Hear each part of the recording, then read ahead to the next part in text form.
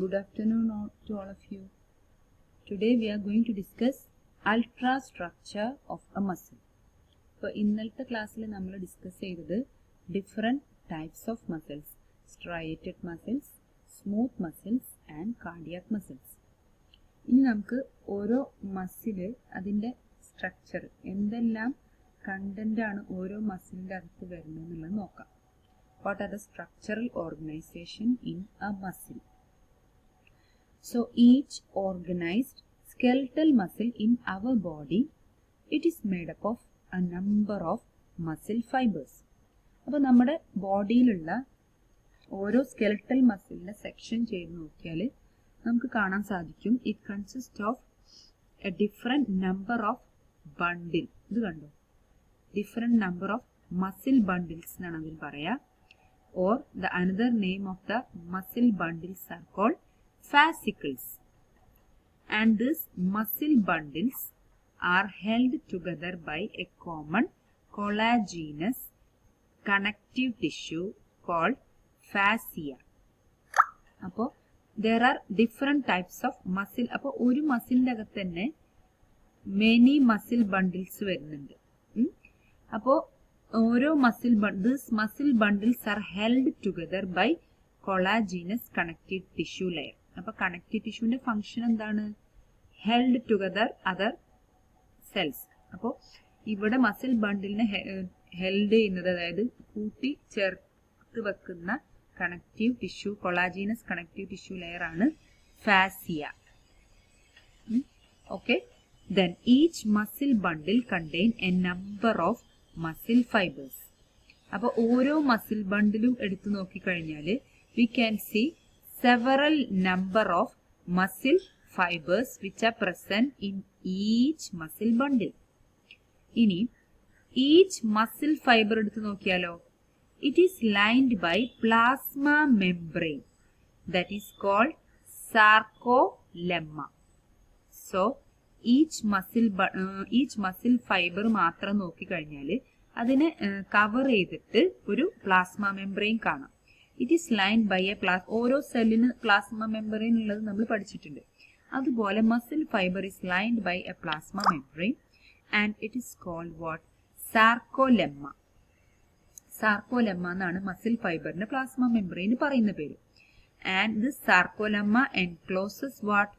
Sarcoplasm. അപ്പൊ ഈ muscle ഫൈബറിന്റെ അകത്ത് വരുന്ന റീജിയനാണ് എന്ത് പറയുന്നത്?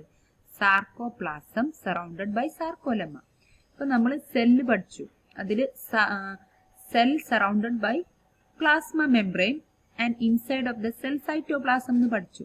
അതുപോലെ muscle fibre surrounded by sarcolemma which encloses sarcoplasm.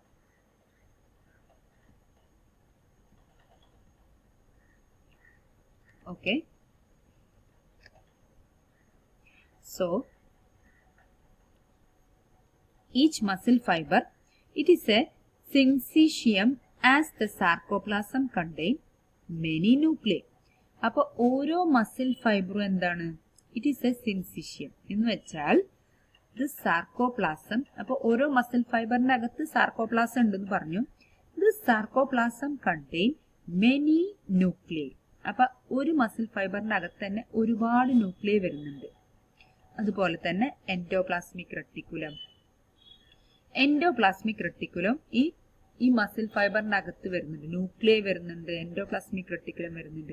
അപ്പൊ മസിൽ ഫൈബറിന്റെ അകത്തുള്ള എൻഡോപ്ലാസ്മിക് റെട്ടിക്കുലത്തിനാണ് എന്ത് പറയാം? Sarcoplasmic reticulum of the muscle fibre. Okay, sarcoplasmic reticulum of muscle fibre. അപ്പോൾ ഈ സാർക്കോപ്ലാസ്മിക് റെട്ടിക്കുലം തന്നെയാണ് എന്ത്? It is the store house of calcium ions. അപ്പോൾ മസിൽ ഫൈബറിൽ കാൽഷ്യം അയോൺസ് സ്റ്റോർ ചെയ്ത് വെച്ചിട്ടുള്ളത് മസിൽ ഫൈബറിന്റെ അകത്തുള്ള സാർക്കോപ്ലാസ്മിക് റെട്ടിക്കുലത്തിന്റെ അകത്താണ്.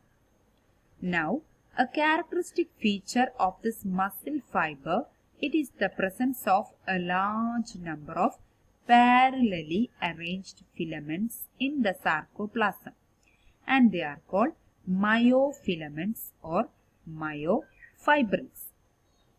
അപ്പോൾ ഓരോ മസിൽ ഫൈബർ നമ്മൾ എടുത്തു നോക്കിക്കഴിഞ്ഞാൽ ഓരോ മസിൽ ഫൈബറിന്റെ അകത്ത് എന്ത് വരുന്നുണ്ട്? Large number of parallelly arranged, ഇത് കണ്ടോ, ഇതാണ് ഓരോ മസിൽ ഫൈബർ. ഇതന്നെ ഒന്ന് ശരിക്കൊന്ന് സെക്ഷൻ ചെയ്ത് നോക്കിയാൽ we can see a large number of parallelly arranged filaments inside each muscle fibre. അതിന് അപ്പൊ ഇത് എവിടെയാണുള്ളത്? Parallelly arranged filaments. സാർക്കോപ്ലാസത്തിനകത്ത് പാരലലി അറേഞ്ച്ഡ് ഫിലമെന്റ്സ് കാണാം. അതിന് പറയുന്ന പേരാണ് മയോഫിലമെന്റ്സ് ഓർ മയോഫൈബ്രിൽസ്. ഇനി ഓരോ മയോഫൈബ്രിലിന് അല്ലെങ്കിൽ മയോഫിലമെന്റ്സിന് എന്ത് വരുന്നുണ്ട്? ഓൾട്ടർനേറ്റ് ആയിട്ട് ഡാർക്ക് ബാൻഡും ലൈറ്റ് ബാൻഡ്സും വരുന്നുണ്ട്. ഇനി ഓരോ മയോഫിലമെന്റ്സ് എടുത്ത് നോക്കിക്കഴിയുമ്പോൾ it consist of alternative dark and light bands. അപ്പോൾ a detailed study of myofibrils has established that striated appearance. അപ്പോൾ ഈ സ്കെൽട്ടൽ മസിലിൽ നമ്മൾ പഠിച്ചു സ്ട്രയേഷൻസ് ഉണ്ട്. ഈ സ്ട്രയേഷൻസ് ഉണ്ടാവാൻ കാരണം it is mainly because of the distribution pattern of 2 proteins. അപ്പൊ 2 പ്രോട്ടീൻസ് ഈ മസിൽ ഫൈബറിൽ, അതായത് ഈ മയോഫൈബ്രിൽസിൽ വരുന്നുണ്ട്. അതുകൊണ്ടാണ് ഈ സ്കെൽട്ടൽ മസിലിൽ സ്ട്രയേഷൻസ് നമുക്ക് കാണാൻ സാധിക്കുന്നത്. ഏതൊക്കെയാണ് 2 important proteins? Actin and myosin. So these 2 are the 2 important proteins which are present in each myofibrils. ഇനി അപ്പൊ നമ്മൾ നേരത്തെ പറഞ്ഞിരുന്നു ഈ മയോഫൈബ്രിൽസിന് സ്ട്രയേഷൻസ് വരാൻ കാരണം alternative light and dark bands. അപ്പോൾ ഈ ലൈറ്റ് ബാൻഡ്സിൽ മാത്രം നോക്കിക്കഴിഞ്ഞാൽ ഇറ്റ് കണ്ടെയ്ൻ ആക്റ്റിൻ. ലൈറ്റ് ബാൻഡ്സിലാണ് ഏത് പ്രോട്ടീൻ വരുന്നത്? ആക്റ്റിൻ എന്ന് പറഞ്ഞ പ്രോട്ടീൻ വരുന്നത്. So the light band is called I band or isotropic band. ഇനി ഈ മയോഫൈബ്രിൽസിന് തന്നെ ഡാർക്ക് ബാൻഡും വരുന്നുണ്ട്. Dark band it is also called A band or anisotropic band. ഈ ഡാർക്ക് ബാൻഡിൽ ഏത് പ്രോട്ടീൻ ആണ് ഉള്ളത്? മയോസിൻ. Myosin protein. ലൈറ്റ് ബാൻഡിൽ ആക്റ്റിൻ, ഡാർക്ക് ബാൻഡിൽ myosin protein. Both the proteins are arranged as rod-like structures.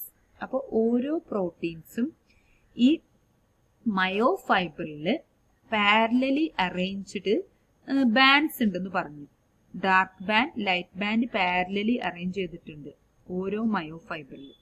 So they are arranged as a rod like structures parallel to each other and also to the longitudinal axis of the myofibrils. അപ്പൊ അവരുടെ arrangement നമുക്ക് നോക്കാം. ഇങ്ങനെയാണ് ശരിക്കും. ഇത് electron microscopic view ആണ് arrange ചെയ്തിരിക്കുന്നത്. അപ്പോൾ ഇവിടെ നോക്കിയാൽ കാണാം ഐ ബാൻഡും എ ബാൻഡും. ഇവിടെ ഈ റീജിയൻ ആണ് എന്ത് പറയുന്നത്? I band. ലൈറ്റ് ബാൻഡ് ആണ് ഐ ബാൻഡ്. ഈ റീജിയൻ ആണ് എ ബാൻഡ് എന്ന് പറയുന്നത്. ഇതിൽ തന്നെ ഡിഫറെന്റ് ക്ലാസിഫിക്കേഷൻ വരുന്നുണ്ട്. Z ലൈൻ, H സോൺ എന്നൊക്കെ അത് നമുക്ക് നോക്കാം. അപ്പോൾ നമുക്ക് ബാക്കിയുള്ള നോക്കാം.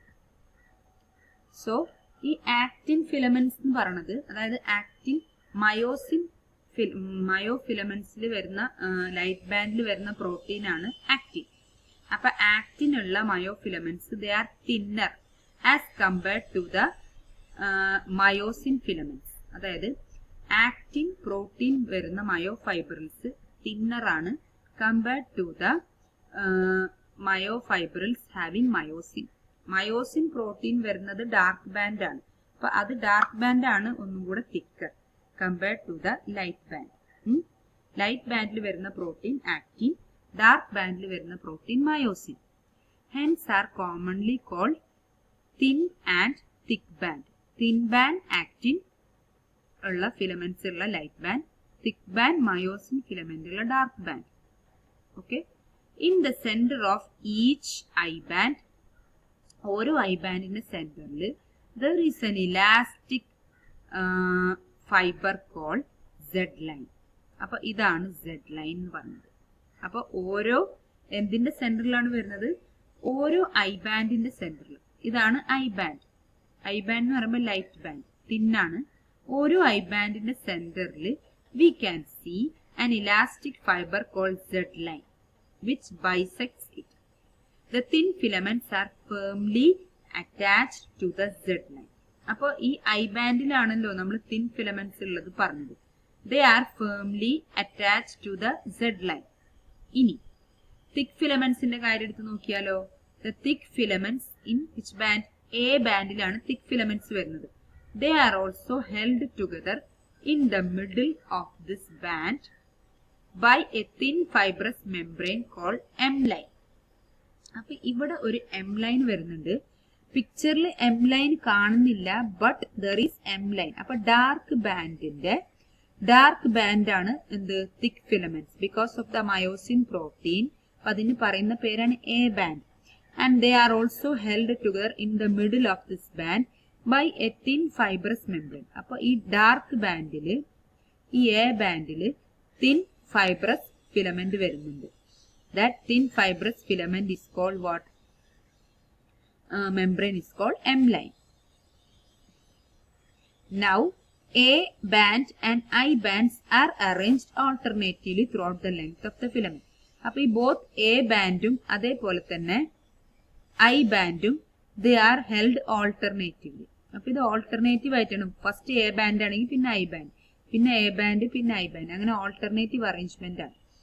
അത് നമ്മൾ പറഞ്ഞു സ്ട്രയേഷൻസിന് കാരണം ഈ ഓൾട്ടർനേറ്റ് അറേഞ്ച്മെന്റ് ആണെന്ന് പറഞ്ഞു. The portion of the myofibrils between two successive Z line. അപ്പോ ഈ മയോഫൈബ്രിലിന്റെ പോർഷൻ നമ്മൾ പറഞ്ഞു എന്താ, എ ബാൻഡ് വരുന്നുണ്ട്, ഐ ബാൻഡ് വരുന്നുണ്ട്. ഐ ബാൻഡിന്റെ സെന്ററിലാണ് സെഡ് ലൈൻ വരുന്നത് അല്ലെ. അപ്പൊ ഇതിങ്ങനെ ഓൾട്ടർനേറ്റീവ് ആയിട്ട് പോകുമ്പോൾ ദ പോർഷൻ ഓഫ് ദ, ഇത് മയോഫൈബ്രിലിന്റെ ഒരു പോർഷൻ ആണ് ബിറ്റ്വീൻ ടു. അപ്പൊ ഒരു സെഡ് ലൈനിന്ന് നെക്സ്റ്റ് സെഡ് ലൈൻ വരെയുള്ള ഇടയിലുള്ള ആ പോർഷനാണ് എന്ത് പറയുന്നത്? It is considered as functional unit of contraction. It is, അപ്പൊ the portion between Z line and the successive another Z line.